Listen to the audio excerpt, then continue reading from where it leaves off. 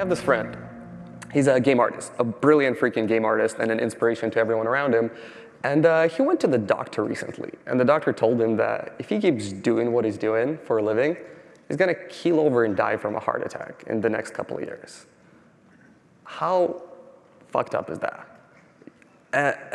And the scariest part about that story is that I'm pretty sure every single one of you guys, having been in this industry for a while, has a similar one about someone you know, or maybe even you. And I, for one, have sat through way too many friends, literally with tears in their eyes, telling me that they are probably gonna have to, leave the job that they love and their friends behind, because if they don't, they might not have a family anymore. And it boggles my mind that we somehow ended up here. That, that is our reality in many ways, because we're not, in open sea hunting whales, and we're not in mines breathing in, coal and dust.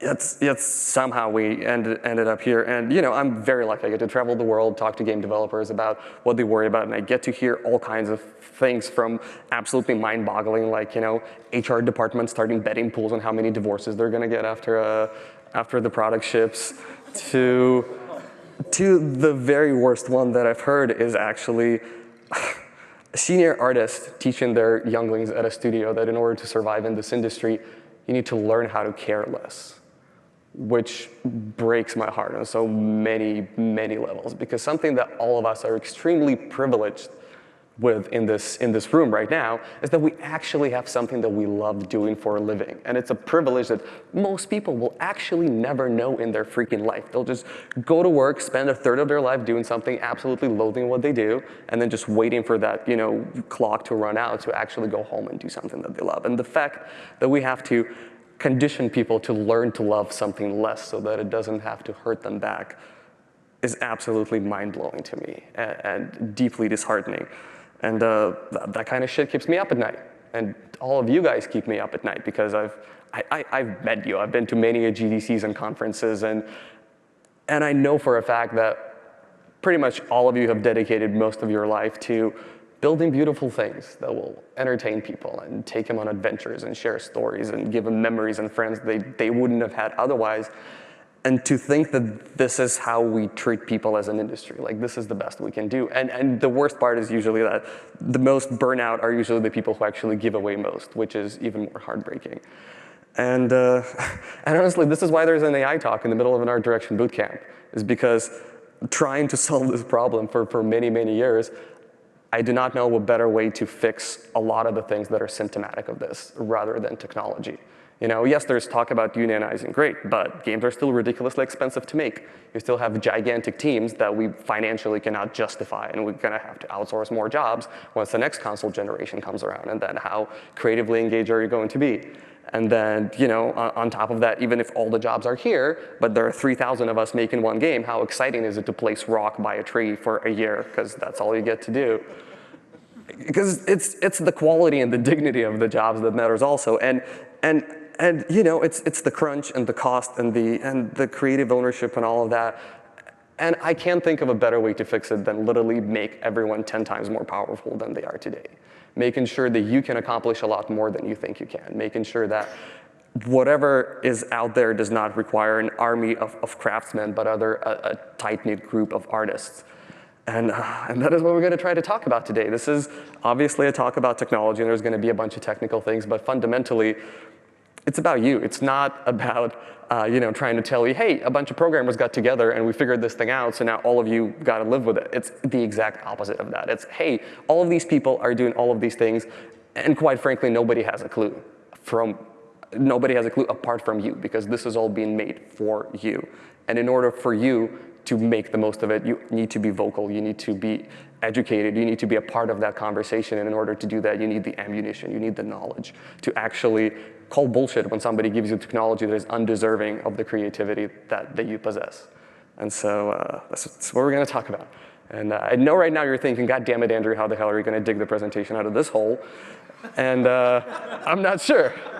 But we're gonna try. We're gonna try together, because the presentation is actually pretty fun. We have videos, we have robots, there's a dance break in the middle, so it should hopefully go quite well. And so, all right, here it goes.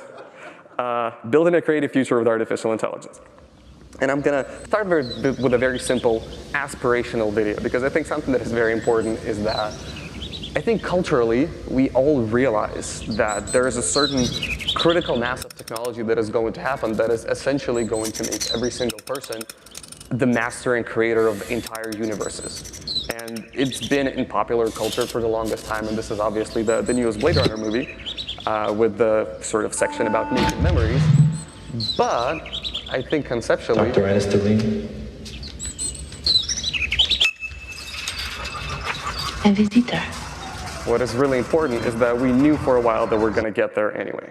And I think that is the tricky part, because it's very hard for us to reconcile all the science fiction we've been brought up with the actual time in our lives when we see that science fiction becoming a reality. And then all of a sudden we go, wait, what do you mean I don't get to make my own laws? You know, and so that is kind of mind-boggling, and we're going to try to talk about this a little better today. But we're going to start a little bit further out. We're going to talk about, in general, sort of this idea that AI is kind of a hot topic today, and everybody, invests money and tries to figure out a way to make it useful. And obviously, every single industry is throwing bajillions of dollars into it. But games are a little different. There's not as many tangible results as we would like. And apparently, there was the AI Bootcamp yesterday, and there's been a bunch of cool talks. So I suggest you check it out. But there's not a lot of product that ship with AI. There's tech, and people have done experiments, but we still are waiting for that tentpole moment of like, oh, this is now part of our everyday life, and everybody uses that, which is both good and bad. But what that means is there's a lot for us to explore, and so we're gonna try and unpack that. And sort of the core subjects that we're going to discuss are going to be rendering, content creation, and then actually sort of as weird as it is to say, the social aspect of working together with an intelligent system, which is going to be a fascinating conversation. But first, let's just break it down a little bit. And I think a good definition of what AI can do in general, right, is one by Andrew Ng, which is basically whatever your brain can think of in a second. Like a very simple operation that doesn't require a lot of your attention is something you can technically conceivably accomplish. And the other definition I've heard that I kind of like is AI is sort of like an army of 10-year-olds. They have the basic skills, but the attention span is really, really freaking tiny.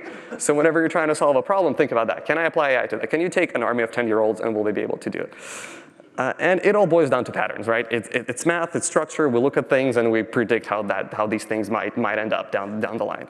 And so this is basically what we're going to be discussing. And we're going to start with rendering, and I think that's just lends itself very well to an understanding of how you might perceive that information if you were an artificial intelligence.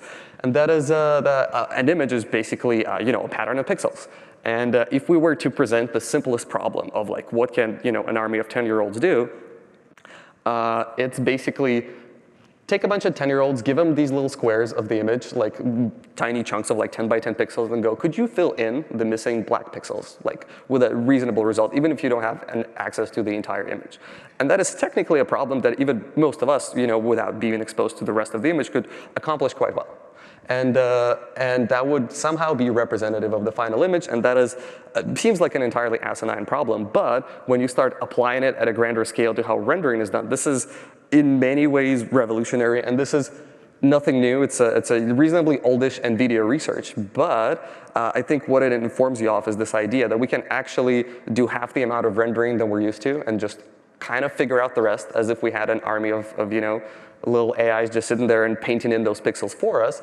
And what that allows you to do is basically dramatically scale down the amount of computation you need to do, speed up the rendering, add more stuff on screen, and just that one simple fact, just that one simple thing is already in itself revolutionary. And of course, you've seen a lot that talks about the NVIDIA RDX and all of that stuff. And not all of these denoisers, by the way, that NVIDIA is using today are AI-based. There's more stuff coming.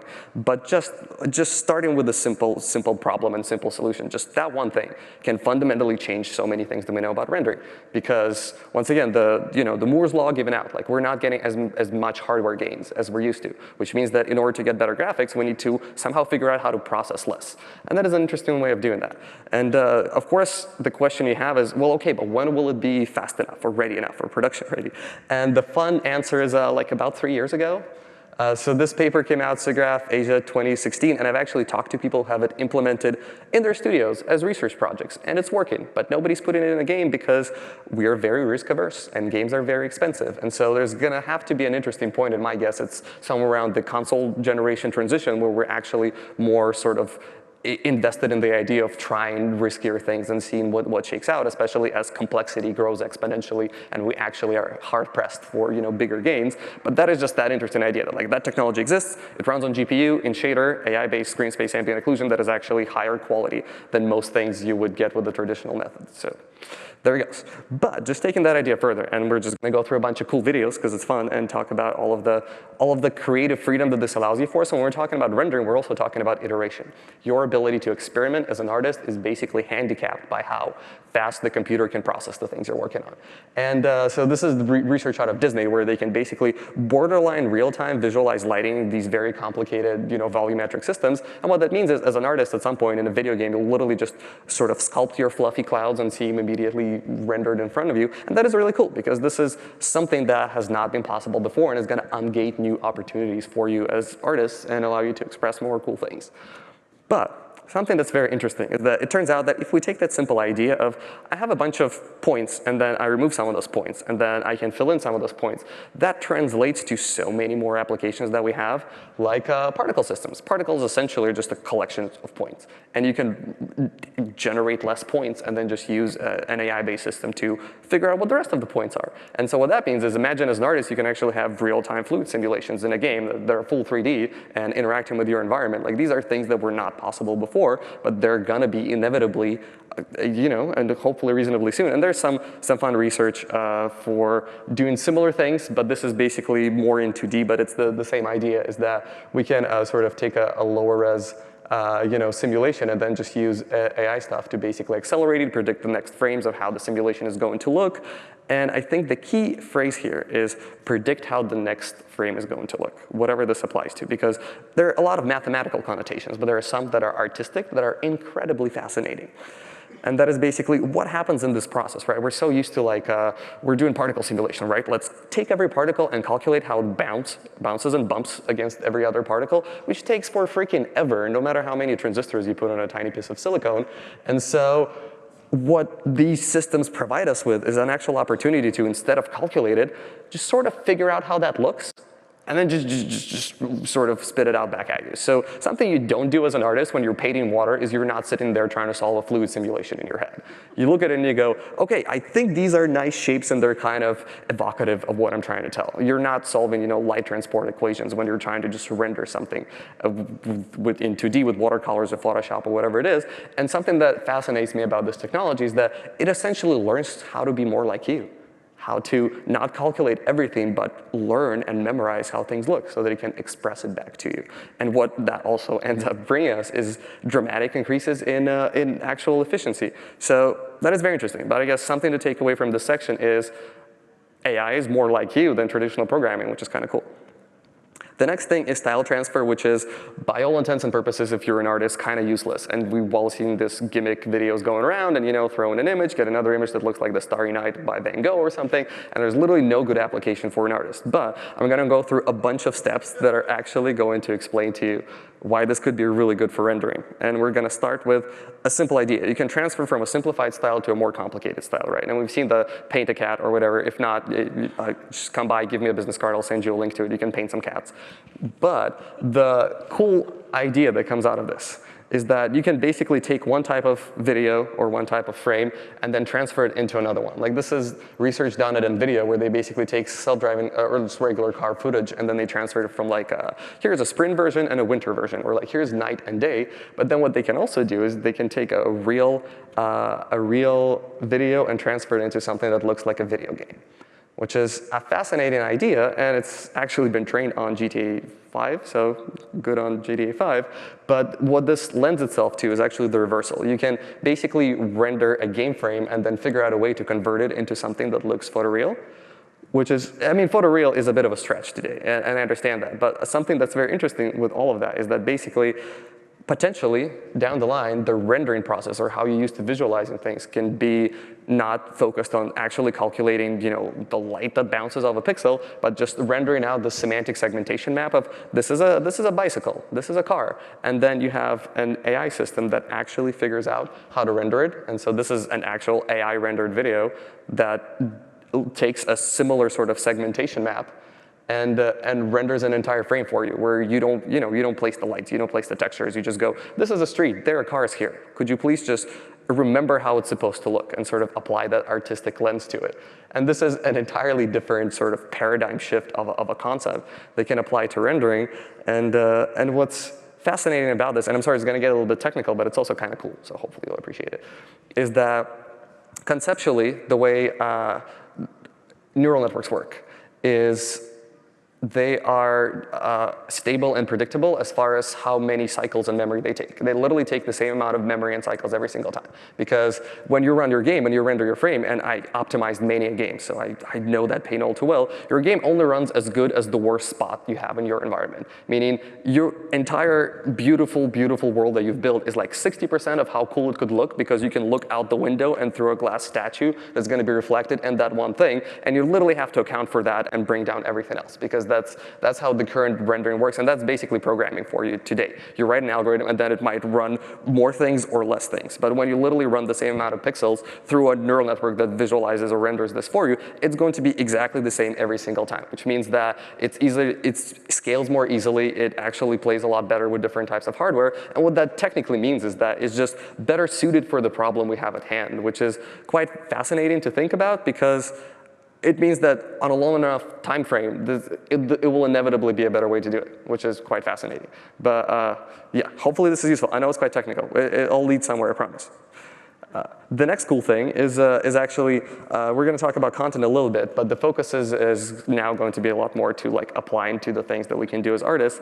And the one thing for any Blade Runner fan is obviously the iconic scene of just enhance everything. And I remember watching that and thinking, this is not possible. This is silly. There's no information there. And well, the fun thing is, even if there's no information there, it doesn't mean that we can just come up with that information. And so super resolution is an idea of like, oh, I can draw a low-res piece of concept art and then just have something up-res it and fill in the missing detail is pretty much a reality today. There are all these fascinating projects of like, hey, let's take Final Fantasy VIII or something and just auto up-res all of the backgrounds and then just re-release an HD version that is better than any source material has ever looked. And that is very interesting, but that also just allows us to abstract the type of art that we produce. We're like, oh, maybe I don't have to fill in all the details. Maybe I can just have a baseline and then stuff can sort of work with me to accelerate it. And it works impressively well in a lot of different situations, but also it just helps with quality. How many times have you looked at a texture and we're like, geez, I have to redo it now because it's like a 512 and I need just a 1024 here. And then you're literally repainting it or scaling it up, or like, oh no, actually I don't have the sculpt anymore for this, so I can use my normal maps, I'm just gonna redo everything. And so like, all of this will technically not be necessary, which is fascinating because what that does, and I think what's really important about this, is it frees you from having to think about the technical limitations. Your job as an artist is to be creative, to say, does this shape language work for me? Do these colors work for me? The fidelity, the amount of pixels, all of that technically should absolutely not worry you at all, and some piece of technology should just automatically take care of that. And so that is around the corner, which is interesting. The next thing, however, that is interesting is that we can literally commoditize all kinds of sort of content creation. So a great example of one being animation. So this facial capture on that dude over there is literally done with a just off-the-shelf iPhone that anyone can get and then stream it directly into Unreal and pair it up with a cheap $1,500 motion capture suit and get a full performance capture that you can do live currently, at your apartment. And so the idea that we can democratize the creative process to a point where you as an individual creator can just be like, oh, you know what, I want to make a bunch of cool cinematics for my game. Let me do that.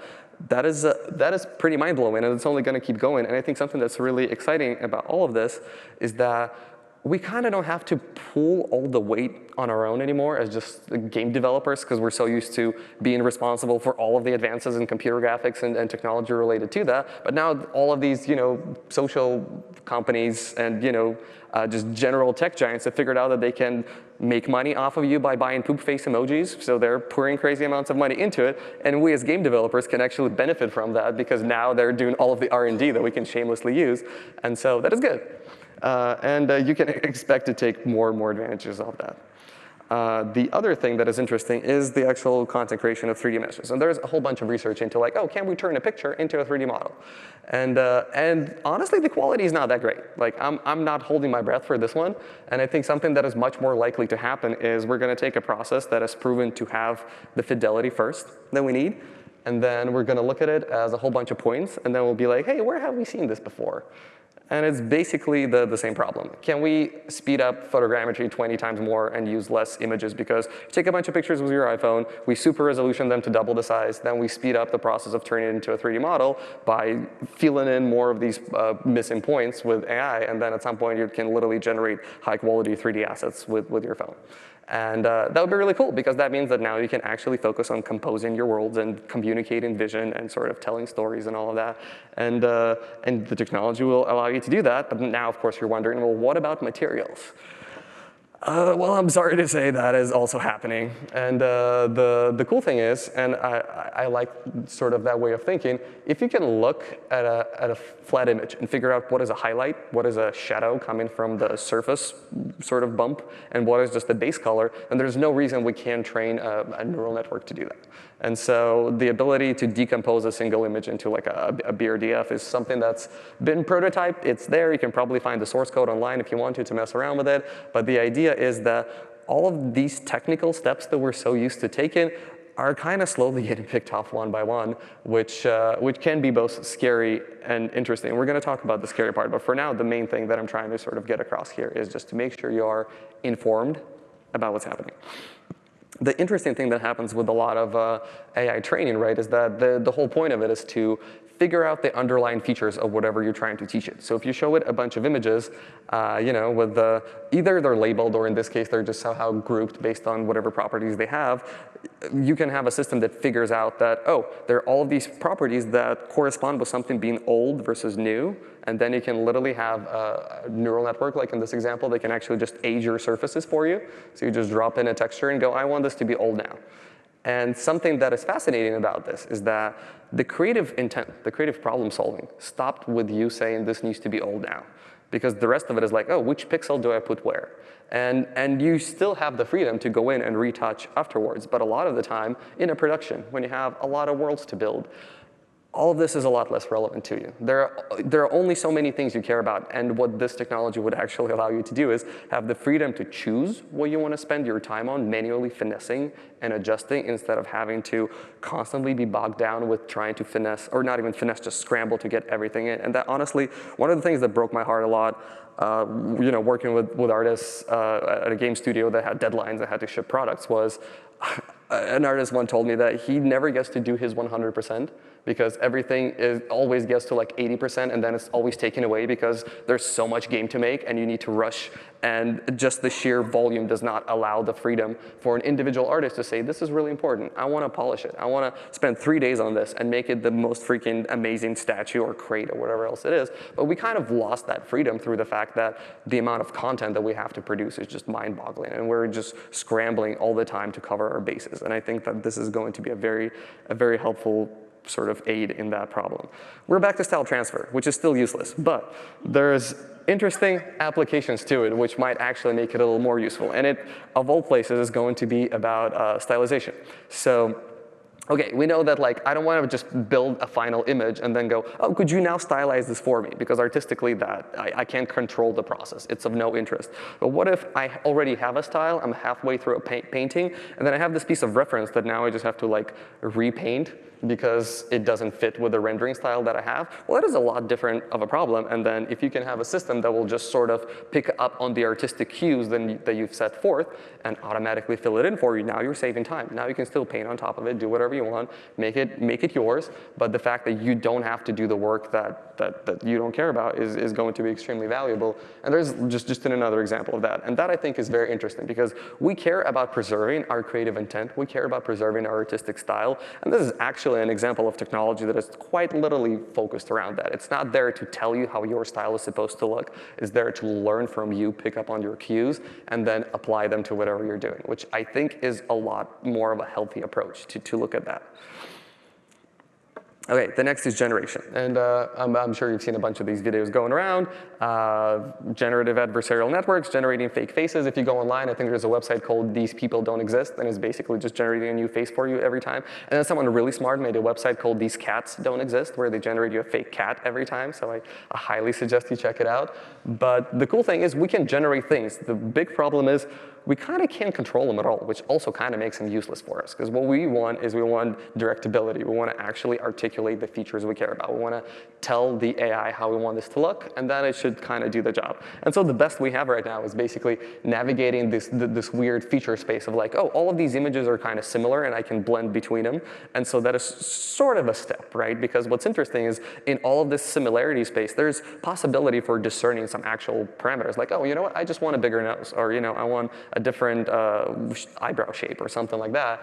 And once we figure that out and we can actually expose that as controls to artists, it's going to save you time. Now creating characters is less about applying every single brushstroke and more about what is about this person that makes them who they are. What are their facial features? What is the particular, whatever is their scar that tells a story? Is their whatever color of their hair or eyes or whatever else? And so that part is interesting.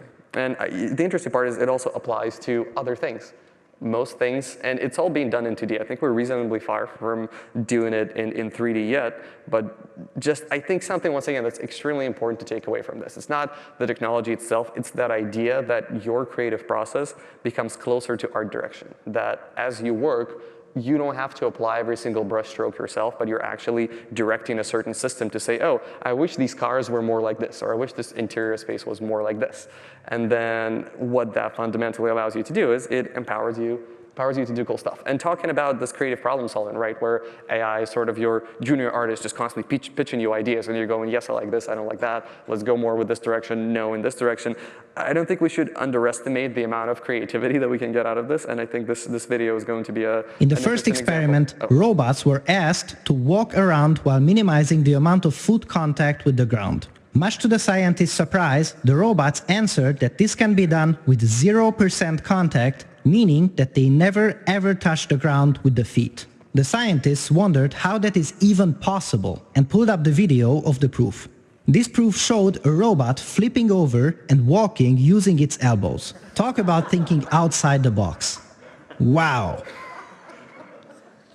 I think something that's really cool about that, and I think something that resonates with the art direction part of me, right, is whenever I bring a problem to an artist, I don't want to tell them what the solution is. I want to present them with the problem because I know that they're going to come up with way more creative things than I would ever have. And I think that applying the same approach of being the person who asks the right questions, of actually presenting a system with the correct problems to solve, is in a lot of ways going to be the root of the creativity that we get to exercise, but also going to be the power amplifier for the work you do, and also just going to expose you to a lot more ideas, right? Because that's what we do with concept art all day. I need 20 variations of this, or here's the problem we're trying to solve with game design. How's that going to look? And if you can just get options fed to you at all times, that is just going to make you that much faster. Okay, there's another video just because it's fun. These robots figured out how to use their limbs, and now they're fighting for a piece of food, basically. And now they're iteratively figuring out how to like push the other robot away. All right, let's see. Oh, like, no, it's mine. Or one of them, I think, just figures out how to jump in. Just knock it out. Boom.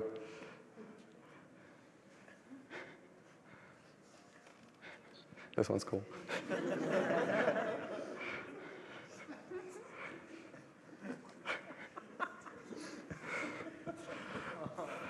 But I think something that's really fun about that, right, is once again, it asks us and forces upon us this sort of very introspective line of questioning of where's the value that I provide, right? Is it in actually in setting up these goals right? And we're going to talk about that in just a little bit because we're sort of zeroing in on the next part, which is like, okay, what is an AI as a creative partner? But first, we're actually going to do a really boring bit that I strongly feel that not enough of the art community is informed about, because I can't stress how much this impacts our ability to be creative, and we never talk about it, which is monies. And the fact that teams are gigantic, the fact that people crunch, the fact that we have to stuff every game choke full of loot boxes and other freaking nonsense that we don't want to do in the first place is the fact that we can't financially justify making a game because it's so freaking expensive. And if you just look at how this breaks down, it's pretty ridiculous already. Like the cost of an average game from like a PS1 to a PS4 has grown almost 100-fold. We went from like $1 million to like $100 million.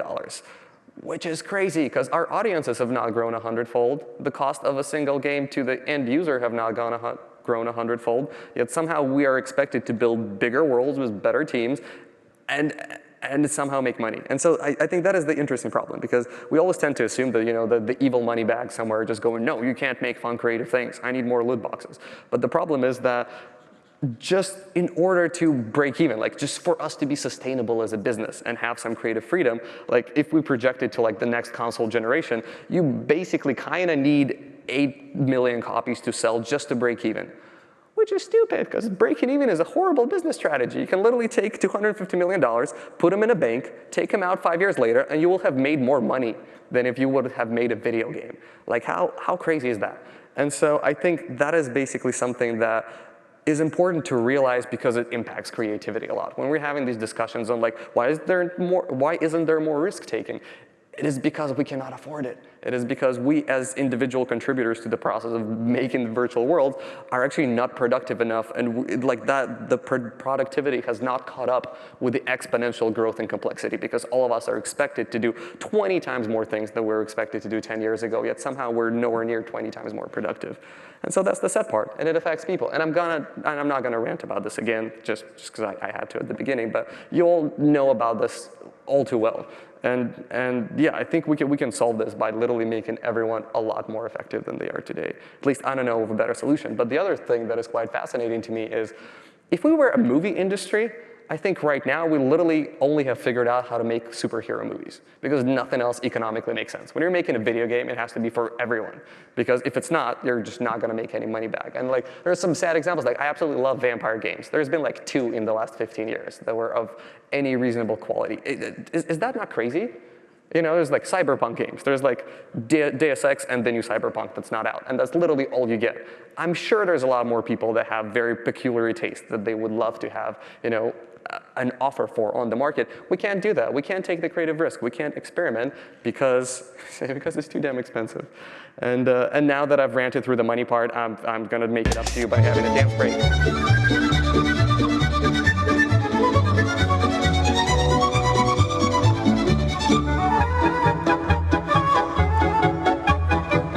This is AI-based dancing.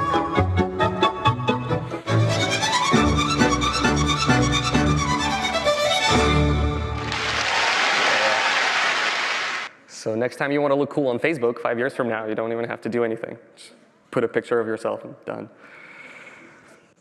Okay, but now we're actually going to talk about more conceptual things, right? We know that we want bigger, better, beautifuler virtual worlds, and in order to do that, we need more effective ways of doing that. But I think the way this whole dialogue has been structured has not been great. And I've been to tons of video game studios, from tiny indie ones to gigantic, AAA production houses, and literally everyone looks at me as I walk through the doors, like either in an indie studio, it's like, oh, that guy's going to take our jobs, and I just go, okay. Fine, let's get through that. Or the other part is like, there's no way this works because it's too complex to work, because AI is very complicated. And I get both parts of the argument, but the problem is, I think, is in the implication sort of that we put in the name, because the word artificial is kind of silly. It doesn't mean anything anymore, but also intelligence is very debatable, because we not even very discerning when applying it or not applying it to humans. So I think the better way to put it, and the way we've been focusing on that, is actually calling it assistive intelligence, because the whole point is, how do we assist you? Because artificial kind of implies replacement of something natural, and this is not in any way what this technology can accomplish or should aim to accomplish furthermore. And like something we've been using internally at Promethean, right, is like we're trying to build the mech suit for your brain, which is the entire idea that you are in the driving seat. We're power amplifying every single user by allowing them to build more fun things. And I think a more generic metaphor that I'm going to shamelessly steal from Steve Jobs is basically the bicycle for the mind. And I think it is such a beautiful metaphor that lends itself very well to this situation. So if you don't know the story, there was the study in the 70s of the most effective animals based on transportation. And so at the amount of calories spent per mile traveled. And the most effective animal in the world was the condor, the bird, which is cool. But then one of the researchers had that idea of, what if we take a human and put him on a bicycle and then also enter them into that competition? And it turned out that a human on the bicycle is the most effective animal in the world when it comes to transportation, with the amount of calories spent. And so basically the technology that we have created has empowered us to sort of beat our natural limitations and power amplify us to do things that we might not have evolved to do in the first place on a more sort of a natural level. And I think that that is very interesting, but also that is something that's very conceptually important. And that is why I think it's very important that you are informed about this, because whenever you're going to have conversations about AI technologies coming to, potentially be used in our workflow, this is the question you're going to have to ask. Is this technology trying to replace me or enhance my workflow? Is it trying to amplify what I do? And the truth is that whenever somebody tells you that your workflow cannot be amplified, you don't have to take them at face value. You deserve the technology that will actually serve your creativity right. And once again, that is why I think you need to be informed of this. And so the entire concept of building good technology around this is that we can actually celebrate human input, just like you've seen with the style transfer for the little things that actually picks up on your creative style and reinforces that. There's a big part of what we do at Promethean is figure out a way how can we learn the style of every single person who's using it and try to reflect it back at you, which I think is paramount and critical and should be part of any AI-based technology that is going to assist you, because if we are to be creative, if we are to make sure that this technology empowers more things to be done, it by definition has to be built to celebrate and sort of amplify our differences rather than trying to homogenize everyone into the same pool of just generalized data. And I think that that is very important. Okay, this is just a slight pivot, but I think it's going to make everyone feel better. Something I hear a lot is like, oh, in the future there's not going to be any artists because there's just going to be programmers writing AI and that's it. And I'm so relieved to tell you this couldn't be further from the truth. In fact, it's probably the opposite. And so the statement I'm going to tell you today, sort of the case I'm going to make for it, is that the future of programming is actually content creation. All of you are the programmers of tomorrow rather than the real programmers, which doesn't make much sense right now, but let me explain. First of all, conceptually, something that happens a lot and that is kind of a problem, and I'm sure you've felt it plenty having technical people build tools for artists. There's this gap of like, there's these people who know how to implement a solution, and then there's these people who have a problem. And then in the middle, there's like nothing, and then you're just shouting at each other, and nobody understands what's going on, and then you get subpar tools that kind of barely get the job done. And the problem is that people who understand the problem actually don't understand the solutions, and vice versa. And so how do you solve that? And the fascinating thing is that I think this technology will actually help us do it. And then I'm going to make another tangent that leads into this. So bear with me, bear with me. It sounds very scary, but there's this concept that sounds really cool, by the way, neuroevolution. But it's basically based around the idea that artificial intelligence can kind of write itself.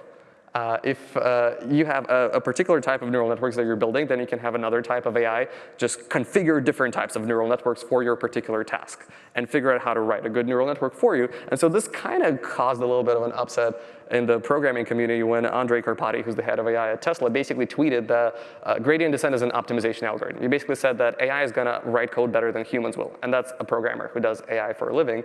And the reason for that is very cool, and that's also a slide from his presentation. So when you're in academia, right, you're trying to make AI, all you're doing is like coming up with these fancy models and all of that crap, but the actual production realities of it, like when you're trying to teach a Tesla car to not turn on the wipers when you're pouring crackers on it or whatever, which people have tried on YouTube, by the way. It has like auto wiper detection when there's rain, and there's like will it wipe YouTube videos. Haven't seen them? Check them out. But basically, it's a fascinating area of research. But so in order to solve these problems, or like, okay, have your car not drive over kittens or something, like take something very mean.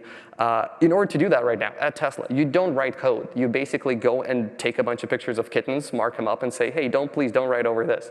Or if you can take a picture of that, you actually build it in Unreal, show it the content, and say, hey, this is what you can do, this is what you cannot do. So the people programming the self-driving cars today for the most part, 75% of their time are concerned with making content, digital content, virtual content, to actually show it examples so that it knows what it can do and cannot do. And furthermore, there are actual services today, like Google has their Cloud AutoML that builds image classifiers. Like it's a type of neural network that you'll basically show an image and it will tell you if it's like a hot dog or not hot dog, basically. And you can train your own, like, is it elves or orcs or something like that. And the way you do it is literally you take a bunch of images, you put them in a folder, you upload it to Google Cloud, and an hour later you come back, it has created a custom tailored AI model for your problem that you can use now via a link on their cloud. So you've basically created AI without ever writing a line of code, just by creating content. And so, you know, I rest my case. The future of programming is going to be content creation. When people say that everyone's going away about programmers, couldn't be further from the truth. In fact, the opposite is true. We're going to need a lot of people building virtual worlds to help us make AI smarter, to help it build cool things, but also to just train it to the particular situations that you're trying to adapt it for. And so that is very interesting. But I think if we were to continue with that metaphor, something that's very important through all of this is that future of art is kind of going to be art direction, which is pretty obvious on the surface, but I think something that happened with a lot of us is that as productions became more complex, they became more expensive, they started taking more time, we saw more value in specializing because somebody needed to figure out how that ZBrush thing works or whatever else, how to do normal maps.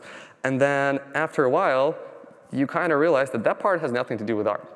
Like the art part was the creative idea behind it, the shape language, the forms, the color, and all of that. And we've gotten so caught up in this where all of a sudden we equate ourselves with, or our value as an artist with how well we unwrap things or how, you know, how clean our bakes are, which once again, kind of has nothing to do with it. And I think that as these processes that do not contribute value sort of fade away one by one, something that I absolutely love about this technology is that it forces upon us this conversation. What do I actually do? What do I actually want to say? What is important to me as a creator? And Keith talked about value today, this morning, and I think that was very valuable, no pun intended, is that we now get to re-inspect those. What got us into this in the first place? And how can we live out these values more through our work? And we, for the first time, will actually have the freedom to do that because of technology, which I find very fascinating. And a good example that I really love is, if you haven't guessed so far, Blade Runner. But so this is actual Blade Runner, the shot from the original movie. And up there, it's Broadway downtown in Los Angeles, the street where they shot it at. And so Blade Runner is one of the most iconic visual movies ever, and yet they did not have to build everything from scratch to make that movie. Nobody modeled a chair for the 28th time. Nobody, you know, created another exploding crate or whatever else. You take a piece of content that is there, and then you adapt it to communicate a vision, right? If you're making a movie, you go on location, you light it, you dress it, you add custom props that actually make sense for your fiction, and then that is what's going to resonate with your audience. And to me, I think that is very important because it's going to be more of what we are going to have to do. This is the value that we add as artists. When you're building your virtual worlds, it's not that you know how to move a triangle or a vertex or whatever else, is that you actually know where to move it. And so that's going to be the process, and it's very exciting. And shamelessly, this is the first ever GDC talk that I did back in 2013, and it kind of echoed all of the same subject, is that at some point, we will be able to create absolutely everything in the world. And at 2013, it seemed kind of pretty far out. Now it seems a little closer. But that is inevitable, and it's all going to happen within your lifetime. You're going to be able to create any kind of virtual world to the level of fidelity that you want to. And then the question is, what are you actually going to create? Right? Because just replicating reality couldn't be more boring. I don't want to look at another parking garage or the things that I look at in life. The value that all of you bring to the table is actually putting a twist on it, figuring out how to actually transform it in a way that's going to be meaningful for your audience. And you know, there's been a lot of interesting conversations today during the bootcamp about this. I'll hopefully give you some inspiration on this. But I think that is very important. And I'm going to quote Pablo Picasso here. He had a very fascinating quote in the 50s where he said, "The computers are useless because they only give you answers." And I think that really hits home on what we do as creative people, because our job is not to have answers to a particular problem. It's actually knowing which questions to ask, because the questions are the valuable part. And you know that Pablo Picasso was smart, because you can tell from the picture. But I think that's what this brings us towards. This brings us to the realization that we actually need to focus not just on methodologies or processes or knowing which buttons to click, but the actual focus on knowing which questions to ask. And I'm going to propose you some. How about, where's the value in what I do? That is the #1 thing. And you know, it's going to be different for every artist. Some artists are fantastic with color, for example, and they just want to drive that point home and sort of stimulate you in a way that's consistent with that. Some actually just want to string together stories and compositions, and that's perfectly fine. You can focus on that. But the question that you cannot not ask yourself is basically that, because if you don't, then you're not going to know what to do once all of the sort of extraneous processes just fall away. This amount of introspection that is forced on us by technology is fascinating because it gets philosophical really quickly, but it's also kind of really exciting because that's literally who we are. We are artists, and yet we don't know what that means. And we'll have to figure it out really quickly, which is really exciting. And then the next question is a little bit more pragmatic, but I think it's relevant. There are things that that you think are a value add, but then the other question is, what does your audience think? Do they agree with what your value add is? Because there are some people who absolutely love whatever, modeling crates, and there's nothing wrong with that, but it's going to be very hard to do this for a living if everyone else doesn't care. At that point, it's a hobby. And that is a very important distinction that you will have to make is, okay, what am I in love with here? Am I in love with building worlds? Am I in love with a particular process that might exist? There are people making pottery by hand, and it doesn't scale, but it's a thing, and you can still pursue it, and if you do it well enough, you'll make a living off of it, but it's just something that you unfortunately need to think about. And then the other question that is potentially at the intersection of the two is, if there's something that I love doing, which is hopefully building worlds and trying to inspire other people, and then people actually want to pay money for it, how can I focus on that more? Because this is literally, these three questions are going to drive how your work is going to change years from now. Or, I mean, maybe weeks from now, who knows? But basically, these things are fundamentally going to be behind that. And bringing just home to that point is that through all of that, this basically forces you to distill what is art for you, which I think is very interesting. And for me, the thing that I love about it most, having spent a decade trying my best to serve artists and not wreck microphones, is that artificial intelligence, fundamentally, if we do this right, and if is a very big if, and that's important, is a great power amplifier. But what needs to happen is you need to be informed about it, and you need to demand that it's the power amplifier that you deserve. You need to actually be vocal in communicating the needs for technology that you have. Because the masters of old made their own paints and mixed their own colors and all of that because it was important to know your tools. Right now, they're so incredibly complex that it's borderline impossible to expect people to have competence in producing these tools. But what you actually have is the knowledge of the problems that they have to solve. And that is paramount, and that needs to be vocalized as much as possible. And then just going back to that idea of something that really warms my heart as someone who worked hard to try and empower artists, is that this technology, whether you like it or not, will make it a lot harder to be insignificant. You can't just sit in a corner, make your UVs, and just expect to make your paycheck and go home. It's a power amplifier, which means that now you'll have to embrace it. Now you will actually have to tell stories and build worlds and bring everything, every ounce of your personality and your inspiration and the things that made you want to do this in the first place into your workplace, and start realizing that they're important, that you are important, that what you have to say is valuable, and you don't just have to sit there and assume that all you're going to do for your entire creative career is just pick which type of crate you're going to model. And I know I hammer on crates a lot, but you get the point.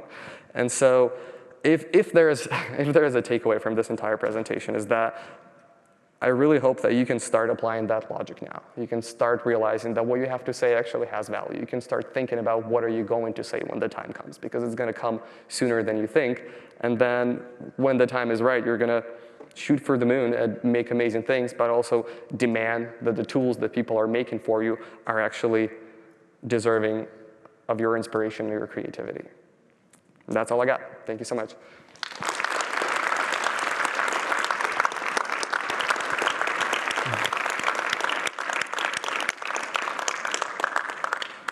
We have like 10 minutes for questions if anybody has some, or if you just want to throw something at me for making AI.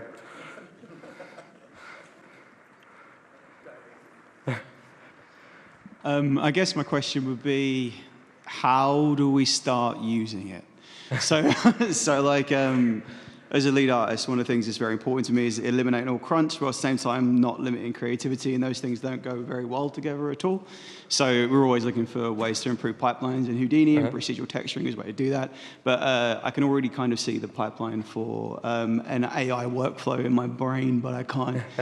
How do I get into it? Like, how do you start using it? No, that is a very good question. It's definitely very nascent. Something that I'm going to say, actually, that I think is really important talking about procedural pipelines, where I think conceptually they're not going to have the longevity that we expect. They're a very worthwhile investment right now. But something that happens with them is that conceptually the people creating procedural pipelines are not the people who have the core expertise in the problem. So you're a tech artist, you're a programmer, you know how to write code, you're going to give me 3 sliders to make my art. That is basically the process. And then there's like some back and forth with like, okay, I kind of tell you how to fix it. But conceptually, once again, this is not the best way to do it because, for example, the way we do it internally with Promethean, right, is you build environments, it learns from that, and then it reflects that back at you. So the people producing the art and people executing on the core competence are the programmers of the technology that is going to empower them. And I think conceptually that is just long-term a much better approach, not just in games, everywhere. If we can have people who have the knowledge of all of this problem solving actually be the creators of their own empowerment, then that is that much more worth it. And on how to create it, or how to get into it, it's going to take a little bit more time. You, by the way, super welcome to reach out to, obviously, us. We're working with a bunch of game studios and sort of working through these steps and trying to empower people to make content. But as far as just general rollout, I think it's going to take a little bit, but probably not as long as you think. I'd say a year or 2 where like most people will be able to get into it. So that'd be my prognosis. Oh, Hey,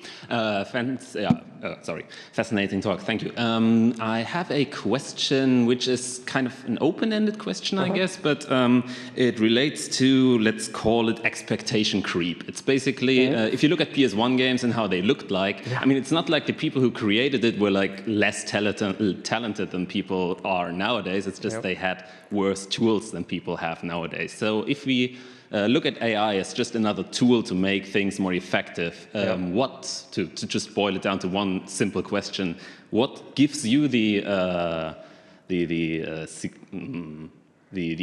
impression, basically, that the new workflow won't be me sitting in the office just feeding the AI till 1 a.m.? Oh, that's a great question. In fact, I get it a lot. And it's basically, the question is conceptually, won't we just crunch more with different tools? If I were to rephrase that. And the answer is actually money, which is fascinating because if you're making, so right now we're like making a 40-hour game and it's big and everyone's content and no one's saying, hey, I need a bigger game. If at some point, instead of making a 40-hour game, you're making an 80-hour game, what you're doing is you're doubling your cost without potentially increasing your profit at all. And so there's going to be some sweet spot that is going to figure it out of like, you can work more, but what that means is you're just wasting time potentially. So, or it's way more self-indulgent. And I think actually it's very useful for an artist to keep track of that because sometimes it's actually a good rebuttal for feature creep that comes from game designers or producers when they're like, oh, we need 25 times more content. And you go, can you prove me that this will have any significant value on the return of the game, for example? But the other thing that is important that applies to this that I had, and then I think I totally forgotten, was, I don't remember. Sorry, I had a second point, but feel free to come by after this and maybe I'll remember. Okay, I'd love to. Thank you. Oh, thank you. Me and my friend tried to make a graphic novel. Those technologies seems like we can fasten our sketch or our artwork. Yep. My question is, are those AI requires super expensive hardware, like a high quality GPU or CPUs, or? You'd be surprised at how performance friendly this can be. There's a lot of like purpose-built hardware that's being released these days with the whatever tensor boards and units and stuff like that. But a lot of it can be run on GPU, but also it's costly when you're trying to do it for every frame when you're like doing it in real time for a video game, and that's what like NVIDIA tries to have you pay a lot of money for. But if you're just using it as a tool that you can just run once, then it's actually reasonably fast. Like I don't think you're going to be very hard pressed to find modern day hardware that works with it okay. So. Thank you. Yeah, of course. Oh, hello. Well, first off, thanks for the talk. I always appreciate your talks. They're awesome. Oh, well, thank you. So I was just wondering if procedural tools can help bootstrap more advanced AI systems, because you have inputs and outputs, and you could tell it what's good and bad. And So, I mean, do you think that that's a potential for? I totally think so. It's interesting, we had this conversation recently, and the question was essentially about efficiency, right? And if you look at the internal combustion engine, its efficiency in transforming fuel into actual motion is about 20%. 80% of the energy is lost to just heat. And just being 20% effective is enough to fundamentally transform the world to do these amazing things that we couldn't do before. And so conceptually that's fascinating, but that's where you're not gonna get AI day one that's like, here's a final thing for you from just like 3 button clicks. What's gonna happen is you're gonna have a tool that's gonna accelerate your workflow 10%, then 20%, then 30%. And so yeah, you might be able to kickstart it with like a procedural, whatever, like substance-based texture pipeline that then you feed into this system that then accelerates your workflow a little bit more and a little bit more. But something else that's really exciting about this, there's this concept of a positive feedback loop. Every time you use it and then you change it and you correct it, you basically go, okay, now learn this. And now you've increased the amount of data that you have. And so the more you use it, the more it actually learns from you and the better it becomes, which is very unlike any other tools that you will use. And so that's, yeah, like you're absolutely right in that point. And I think there's just more to it that will basically, once we sort of get the ball rolling, it's gonna snowball pretty fast. Thank you. Thank you. Hi, really great talk. Thank you. Do you have maybe an example, you being in that field, of any games that are out that you can point to like a system where this has been applied? Well, the one on the surface is Remedy uses a bunch of like facial animation where they can just convert video to actual animation per character, and they use it based on like neural network solvers. So that's a simple one, and that's in content creation. And then there's a lot of use cases around, Ubisoft has this division called LaForge, and they do a lot of also like facial animation from different text based on different languages. So in different Assassin's Creed games, depending on the language, it will just auto-generate facial animation. So stuff like that. But it's interesting because there are 2 main fields that people are researching right now outside of content, which is testing, because the games are so big, nobody can actually effectively test them. There are areas of like Assassin's Creed games that like literally no tester has ever been to potentially, or like tested a particular counter in and all of that stuff. And then there are other parts of this that are gameplay, which I'm super happy about. So something that Valve did that was brilliant in like what Left 4 Dead 2, where they had the director concept of there was this hard-coded AI that basically figured out how exciting the game is for you based on a set of metrics, and then it was like, oh, you look like you don't have enough of a challenge. Let me throw in some zombies in here, and then you're cursing it left and right and screaming at your friends over the network, and it was a lot of fun. But that's basically, that concept kind of hasn't been tried much afterwards, and now people are investigating more, where you can have an AI game master essentially over your virtual D&D game that is actually just a 3D interactive experience, and I think that is really cool because that enhances the core competence. And while there's research, there's different types of games that use that. You can really easily do it for like a racing game, right, where you can train a model that is reinforcement learning basically, or like anything competitive with like a limited set of inputs you can probably do today convincingly well. But you know what the scary part is? When you start doing these reinforcement learning models, they actually learn from the player, and so they will inevitably learn how to beat it. So then the problem is how do you actually make it fun now? Because like you can teach it how to play, it'll play really well. It's just that no human will want to play it. So it's a different set of problems. Thank you. Oh, no, my pleasure. Hey. Hello. So my question was, there are a lot of games that are not, their structure is not based on this story. So they're more on level design or not even level design, just shoot, kill, and go forward. So do you think later on it's going to be more it's going to be more valuable to make story in games or things like that? I'm so happy you asked that, because I think something that's really important, and that's going back to that concept of like, if we were the movie industry, we can literally only make Spider-Man games or whatever, like superhero movies, because I don't know what the equivalent of like a Good Will Hunting is in video games, or like a million other amazing, dramatic, fascinating, gripping stories that are absolutely life-changing.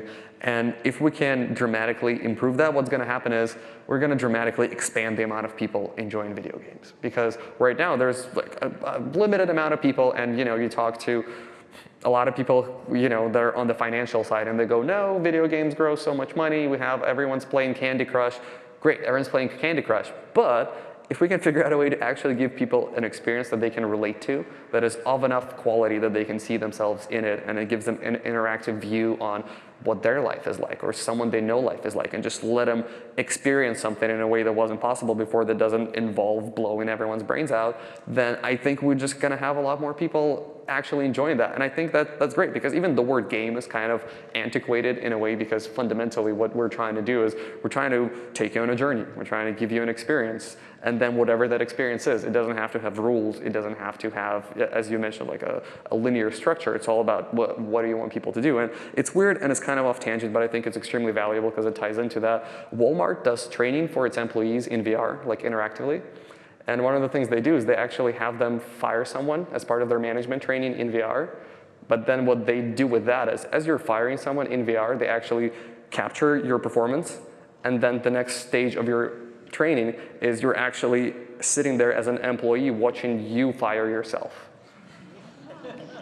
And the ability to create interactive experiences like that are actually going to speak to us as humans, and actually allow us to experience what it's like being in someone else's shoes, are kind of sort of paywall locked behind the ridiculously expensive production costs. And once that dissipates, there's so much social value that is going to be ungated by this, where we're like, oh, we can do all of these things to actually understand each other better as humans and not be assholes, which is valuable.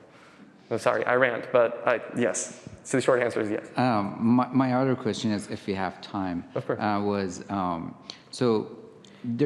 the structure that you talked about in terms of just image processing and everything, we have the same structure in literature, which we have literature, books, stories for thousands of years. Yep. So we have those structures. So do you think in future we're going to have stories made by AI? Oh, dude, let me tell you, sorry. I was lucky enough to hang out with someone from OpenAI recently, and OpenAI did that research where they created this model that basically you give it a couple of sentences and it continues the text for you, and it can go on for pages and pages, it writes you an essay. And we've given it like 2 lines of poetry that actually rhymed, and it was like, and the first 2 tries, it spit out absolute garbage. But the third one was actually very sensible. Like, it was like, oh, I could believe that a human wrote this. So the scary part is OpenAI did not release the trained model that they've built for this, because the potential for this to be used to troll people on the internets with fake whatever propaganda bullshit is ginormous. But the potential for it to write interesting narrative is also ginormous. And it's interesting because it all becomes about what is the creative part about writing. Because if you look about writing in general, it's also very scientific. There is like, I have my structure, I have my story beats. Something has to I need the inciting incident on page 10. My darkest night at the end of chapter 2 has to be this. And so like there are all of these very scientific things that exist around their writing process. And the question is exactly like with art, like what is the shape, the tone, the color, the lighting, the subject that you're trying to communicate? And that's where, yeah, absolutely agree. In fact, we did a demo of Promethean for guys at Chaos Group, the creators of V-Ray, and they were actually talking about wanting the same interface that Promethean has for creative writing, because of the same process. You go from the big shapes to the small shapes. You define the overall theme, and then you go, let's zero in on this. Let's zero in a little smaller. Let's zero in a little smaller. And I think that's going to apply to everything. That's basically how every human process is going to be, which is you're going to have things you care about, and you're going to have things you don't care about. And if you can have something else take care of everything you don't care about, so that you can specifically specify the things that are important to your story, to your narrative, to your characters, and that is what we're going to end up doing. Thank you. Thank you. Hey, thanks for the very cool talk. Thank you. I might be on the pessimistic side. One of your slides said the future is in art direction, and I really like that. Say, if in the future every one of us in this room becomes an art director, we'll make our own game without worrying any of the production things. Do you think AI could be a better art director than every single one of us combined? That is a good question, and I think something that's been very interesting to us. And you know what? So I'm going to start with a segue because I think it's important. There's a very optimistic future, but it's a potential future. Something that I don't want anyone to get sort of very blasé about is the idea that someone can't come in and just go, here's a tool, it's going to be crap, but economically it's going to solve a problem for you right now, and then we're all going to be locked into this. And so that's where I think it's very important to actually, for everyone to be informed and know that it's up to you to say, you know what, this tool does not deserve me. This is not good enough. Let's figure this out. And I know you can do better.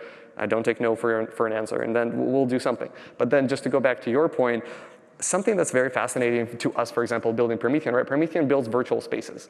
And it doesn't have it understands a lot of concepts, it doesn't understand all of them. And sometimes we'd see interesting combinations of like, it created a composition in a space that a human looks at and starts projecting sort of a story on. It's like, oh, something happened here, like, oh, this vase on the floor, like, oh, somebody had a fight, and it's entirely an accident, but we as humans tend to project a lot of interesting sort of internal reflections that we have, which is a fascinating discovery, but that's where I think there are two types of experiences. There are experiences that we will find for ourselves, like with music. Sometimes musicians say that they want to write lyrics that resonate with everyone. And that's kind of fine, because there will be experiences like, yeah, you can make a very generic AI-based experience that everyone will see a little bit of themselves in.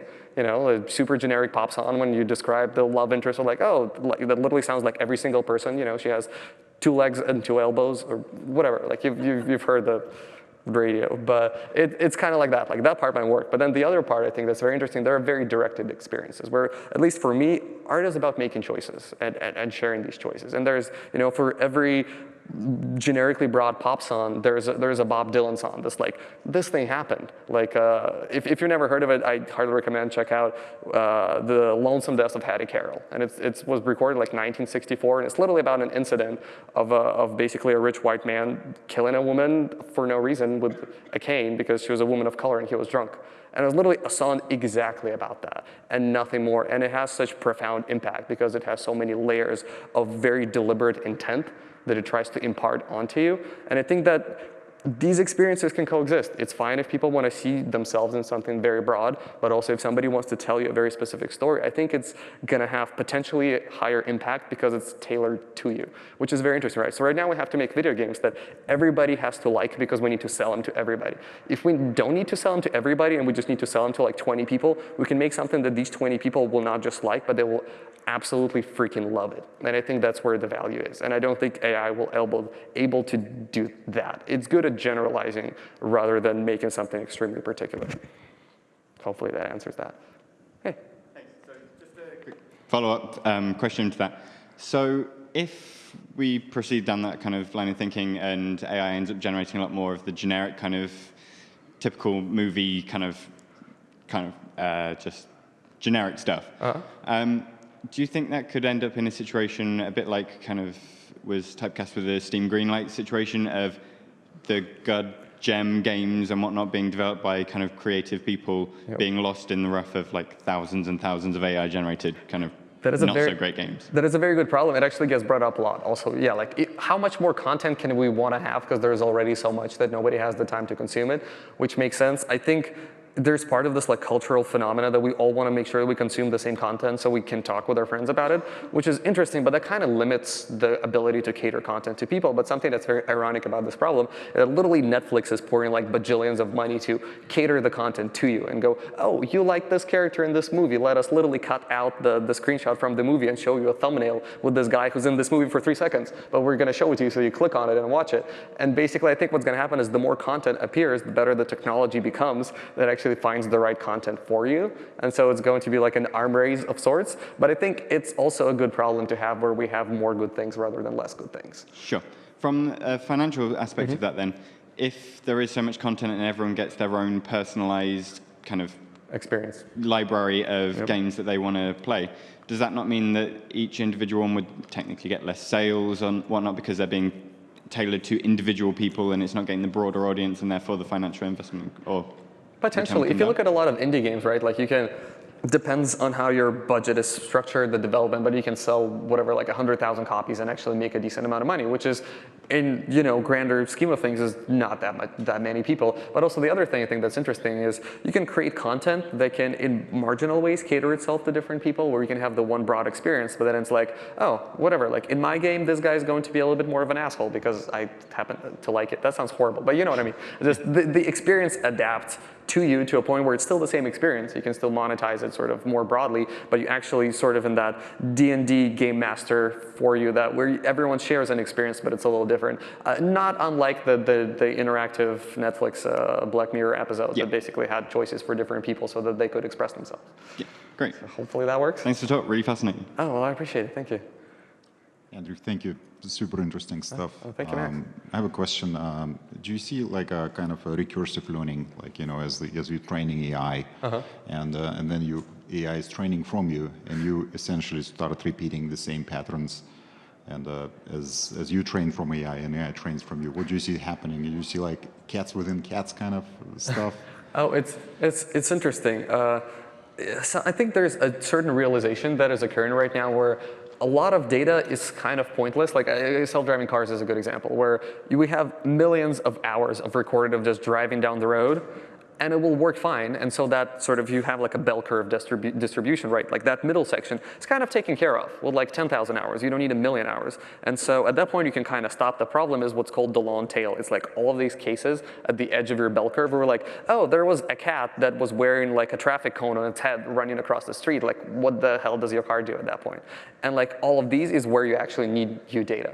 Like that's where like people sitting at Tesla in Unreal are making cats with traffic cones on their heads. But so not necessarily that, but I guess the idea is that the point is not to just feed it as much data as possible, because there's different types of quality to data. And you want to make sure that the data you're feeding it is actually valuable in terms of giving it new skills or new features. Like something we're aware at Promethean, for example, right? When we build a new type of environment, we sit down and we break it down. What is valuable? Like how would I want to art direct it? What are the adjectives that apply to it? And then we kind of build towards that. It's not that let's just throw everything we know about this space. It's like, how would this look if this was messy? How would this look if this was like destroyed, dilapidated, new, old, and like just applying all of these concepts. And that's where I think at some point you just stop training just for the sake of training, and you actually look for the quality of the content. Hopefully that answers that. All right, thank you guys. You made it through Tuesday. Come on, round of applause for you.